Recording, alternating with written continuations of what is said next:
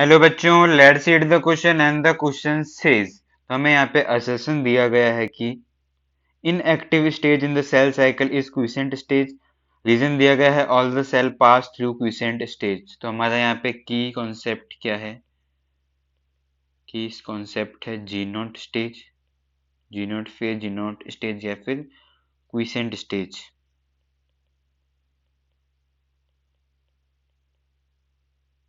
तो उसमें होता क्या है कि जब हमारी सेल नॉर्मली डिवाइड कर रही होती है तो वो पाथवे फॉलो करती है G1 phase, then S phase, then G2 phase and M phase. किसी भी सेल को डिवाइड करना है तो वो इसी पाथवे में फॉलो करती है। G1S G2 जो है हमारे पार्ट हैं इंटरफेज के, इंटरफेज जहाँ पे सेल एक्चुअली प्रिपरेशन करती है फॉर द डिवीजन, और M फेज है हमारा डिवाइडिंग फेज,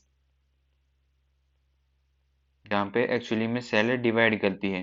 तो ये पाथवे फॉलो करना होता है सेल को फॉर इट्स डिवीजन।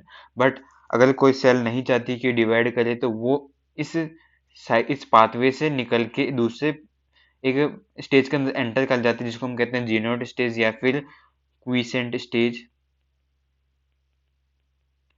जहाँ पे सेल डिवाइड नहीं करती है, डिवाइड नहीं करती है।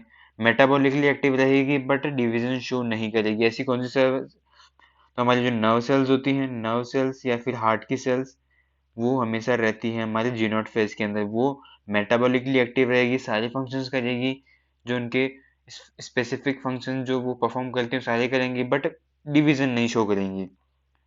तो वो होती है इन जी नॉट फेज। तो हमारा असेसन दिया गया था कि inactive stage in cell cycle is quiescent stage. तो बिल्कुल असेसन सही दिया गया है।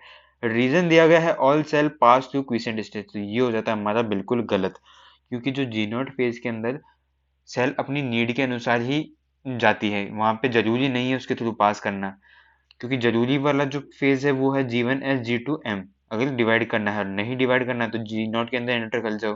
तो जी नॉट वाला जो फेज है वो मतलब जरूरी नहीं है, अगर कोई सेल इसके अंदर एंटर करना चाहती है तो वो कर सकती है। इसलिए हमारा रीजन हो जाता है गलत। तो हमारे यहाँ करेक्ट आंसर हो जाएगा ऑप्शन सी, जो कहता है कि assertion is true but reason is false. Hope you understood it well. All the best.